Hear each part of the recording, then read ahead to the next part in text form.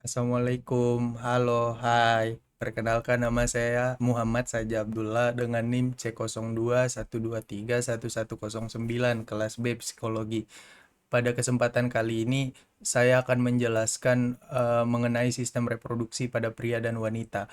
Bagaimana sistem reproduksi bekerja pada kedua jenis kelamin tersebut serta perbedaan dan juga fungsi masing-masing komponennya. Langsung saja, yang pertama yaitu sistem reproduksi pada pria. Sistem reproduksi ini terdiri dari beberapa organ kunci, yaitu yang pertama testis, organ utama pria yang menghasilkan sperma dan hormon testosteron. Yang kedua ada epididymis, tempat sperma matang sebelum dikeluarkan. Yang ketiga ada saluran semen, saluran yang membawa sperma dari testis ke uretra. Yang keempat ada prostat, vesicula seminalis, dan kelenjar bulboretral. Bulboretral menghasilkan cairan yang membentuk sebagian besar semen. Yang kelima ada penis, organ eksternal yang digunakan untuk mengirimkan sperma ke dalam vagina wanita. Nah, selanjutnya saya akan beralih pada sistem reproduksi wanita. Sistem reproduksi ini juga terdiri dari beberapa organ-organ kunci seperti ovarium, organ utama wanita yang menghasilkan sel telur dan hormon estrogen dan progesteron. Yang kedua ada tuba falopi, saluran yang menghubungkan ovarium dengan uterus. Yang ketiga ada uterus, tempat embrio berkembang menjadi janin selama kehamilan. Yang keempat ada saluran keluar untuk menstruasi dan tempat masuknya sperma selama hubungan seksual. Yang kelima dan yang terakhir itu vulva, keseluruhan area eksternal di sekitar vagina, termasuk klitoris.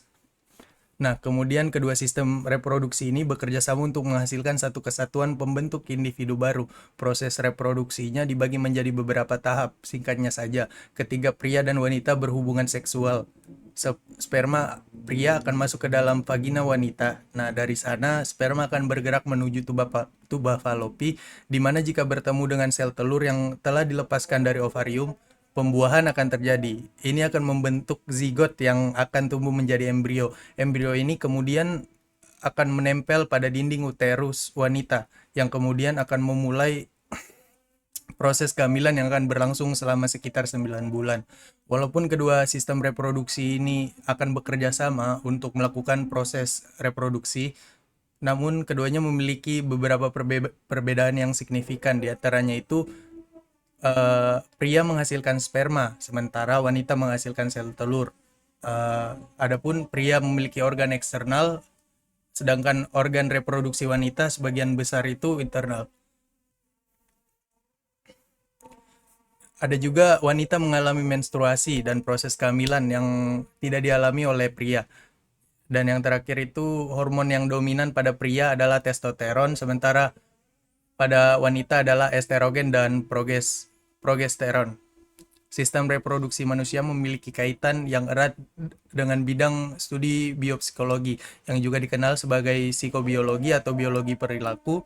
Bidang ini memahami bagaimana fungsi biologis tubuh manusia, termasuk sistem reproduksi, dapat memengaruhi perilaku dan proses psikologis. Berikut ini adalah beberapa kaitan antara sistem reproduksi dan biopsikologi. Yang pertama, pengaruh hormon terhadap perilaku. Hormon reproduksi seperti estrogen, progesteron pada wanita, dan testosteron pada pria memiliki peran penting dalam mengatur fungsi sistem reproduksi. Namun, hormon-hormon ini juga dapat memengaruhi suasana hati, tingkat energi, dan perilaku seksual. Studi di bidang biopsikologi membantu kita memahami bagaimana fluktuasi hormon ini dapat memengaruhi perubahan emosional dan perilaku. Yang kedua ada stres dan kesejahteraan reproduksi. Stres psikologis dapat memengaruhi fungsi sistem reproduksi. Penelitian di bidang biopsikologi mencoba menjelaskan hubungan antara stres, hormon stres, dan masalah reproduksi termasuk interfertilitas. Yang ketiga, perilaku seksual. Biopsikologi mempelajari aspek-aspek perilaku seksual manusia. Ini termasuk motivasi seksual, preferensi, dan respon terhadap rangsangan seksual. Sistem reproduksi berperan penting dalam mengatur perilaku seksual, dan penelitian di bidang biopsikologi membantu menjelaskan bagaimana faktor-faktor biologis memengaruhi preferensi seksual dan aktivasi seksual. Yang keempat, perilaku parental. Sistem reproduksi tidak hanya berkaitan dengan reproduksi fisik, tetapi juga dengan dengan perilaku prenatal atau keibuan. Hormon reproduksi dapat memengaruhi ikatan orang tua dan juga orang tua ke anak, respon terhadap bayi, dan perilaku merawat. Studi di bidang biopsikologi membantu memahami hubungan antara hormon reproduksi dan perilaku parental. Yang dan yang terakhir, gangguan reproduksi dan kesejahteraan mental. Gangguan reproduksi seperti gangguan menstruasi atau masalah interfertilitas dapat berdampak pada kesejahteraan mental seseorang. Bidang biopsikologi dapat membantu menyelidiki hubungan antara masalah reproduksi dan gejala gangguan mental seperti depresi atau kecemasan. Dan dengan demikian, bidang biopsikologi membantu kita untuk memahami bagaimana sistem reproduksi manusia berinteraksi dengan aspek-aspek psikologis dan perilaku manusia.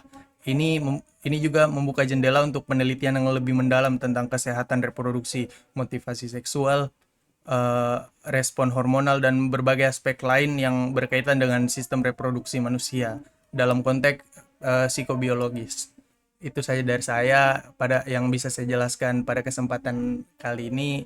Sekian dan terima kasih.